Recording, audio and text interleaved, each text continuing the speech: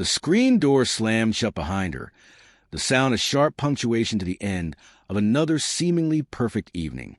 Julie, my wife, kissed me on the porch, the scent of her perfume.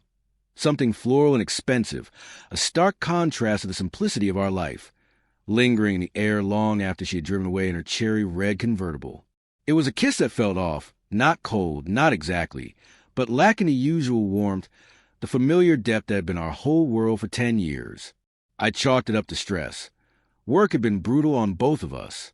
I'd spent the evening tending to our vegetable garden, the rhythmic scraping of the hoe a soothing counterpoint to the anxieties gnawing at me.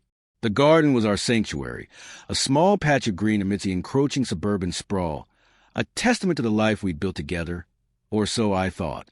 The next morning, the sun sliced through the blinds, harsh and unforgiving. I made coffee, the aroma struggling to compete with a knot tightening in my stomach. I was already late for work. A construction site superintendent's life leaves little room for leisurely mornings. As I headed out, I noticed Julie's car still parked in the driveway. Unusual. She was usually already at the hospital by now, her dedication to her patients bordering on fanaticism. Then I saw it, tucked into the driver's side window, a small crumpled envelope. My blood ran cold. I knew with a sickening certainty what it was. It was a cheap, cream-colored envelope, the kind you get from a cheap motel. My hands trembled as I unfolded it. A single hotel key. The name of the hotel was stamped on the back. The Crimson Rose. I knew that name. It wasn't a place we frequented. It was a sleazy motel on the other side of town, notorious for its discreet rooms. My gut twisted. The kiss on the porch, the late car, the cheap envelope. Pieces clicked together with horrifying precision. Julie wasn't just stressed. She was having an affair. The next few hours were a blur of numb disbelief punctuated by furious phone calls and frantic internet searches. I found it, a booking under the name Edward Jameson, a name I didn't recognize, for a room at the Crimson Rose on the same date Julie had been out. Images flooded my mind, Julie, her smile, the warmth of her body next to mine in bed, all tainted, corrupted. Rage, a roar of searing pain, consumed me. I called in sick to work, a flimsy excuse I barely registered. I needed time to plan, time to find this Edward Jameson, and make him pay. My first step was a hospital. I slyly inquired about Julie's colleagues, using my connections to dig deeper. Edward Jameson.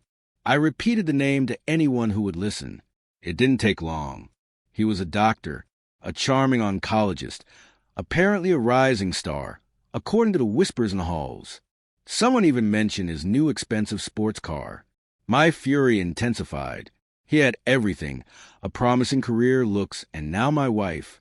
I found him on social media, a carefully curated image of success, a handsome man smiling confidently. Pictures of lavish dinners, luxury vacations. My blood boiled. He didn't deserve any of it.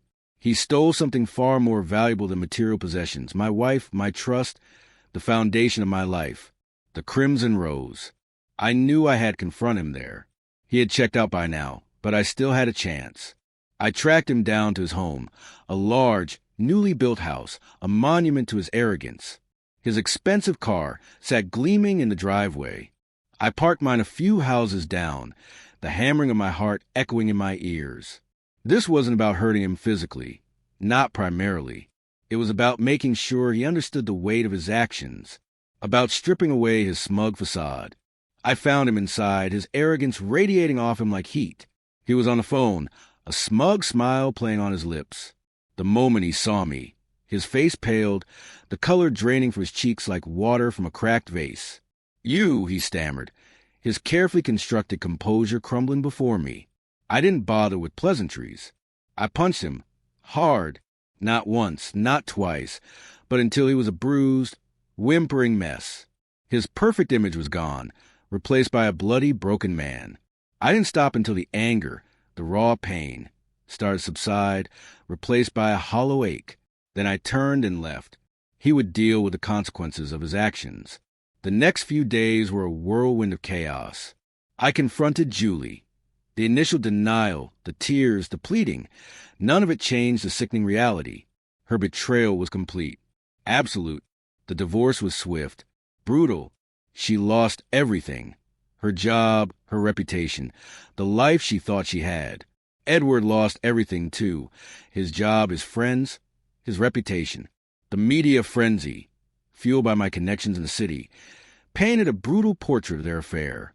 The garden became my refuge. I spent hours tending to it, the soil a grounding force amidst the storm of my life.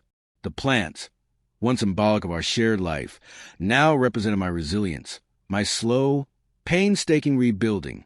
I had lost something precious, but I would not be destroyed. Julie and Edward's downfall was far from subtle. It was a public spectacle, a cautionary tale played out in the tabloids and on the evening news.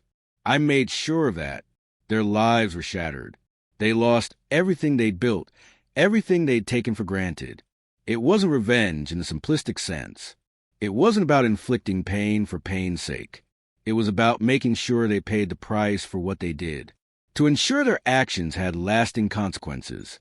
And it was about rebuilding my life, brick by agonizing brick, and finding peace in the quiet strength of my own resolve. The kiss on the porch remained a bitter memory, a scar on the soul. But even scars fade with time, and I started to heal.